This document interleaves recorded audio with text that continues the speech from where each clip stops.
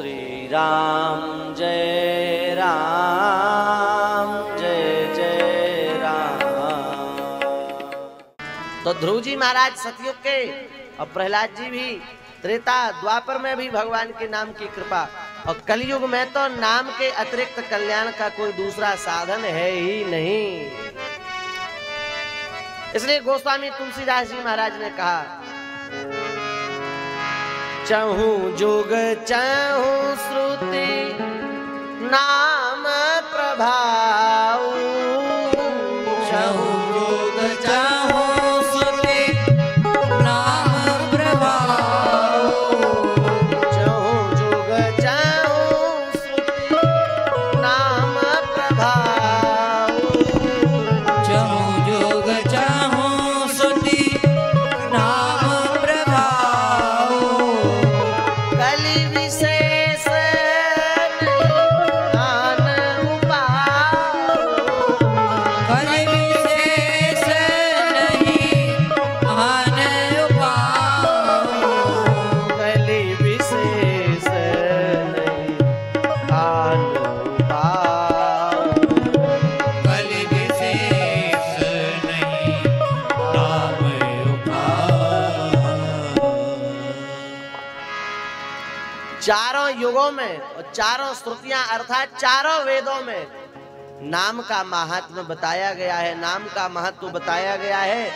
लेकिन कलि विशेष नहीं आन उपाऊ, कलयुग में तो नाम के अतिरिक्त कल्याण का कोई दूसरा साधन है ही नहीं। कलयुग में तो नाम से ही सिद्धि की प्राप्ति होती है, नाम से ही कल्याण की प्राप्ति होती है। लेकिन मनुष्य का दुर्भाग्य क्या है, इतना सरल साधन प्राप्त हो जाने के बाद भी मनुष्य की नाम में रति नहीं हो रही है। ये मनुष्य का दुर्भाग्य है।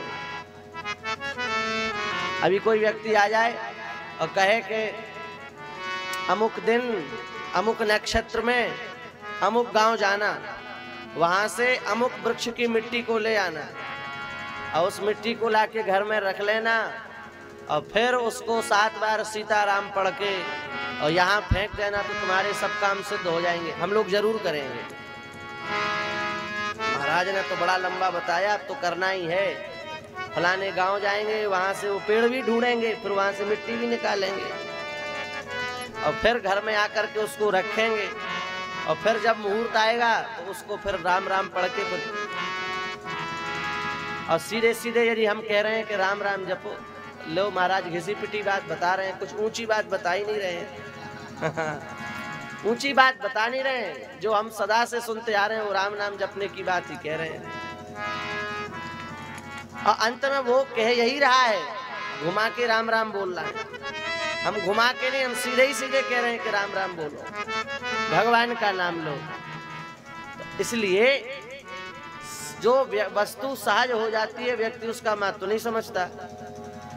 अब हम लोगों से गंगा जी बहुत दूर है, तो हम लोग गंगा जी के महत्व को जानते हैं, जाते हैं तो प्रणाम करते हैं, स्नान करते हैं और फिर पात्र खरीदते हैं, फिर गंगा जल उसमें भर करके घर में लाते हैं, घर में छिड़कते हैं।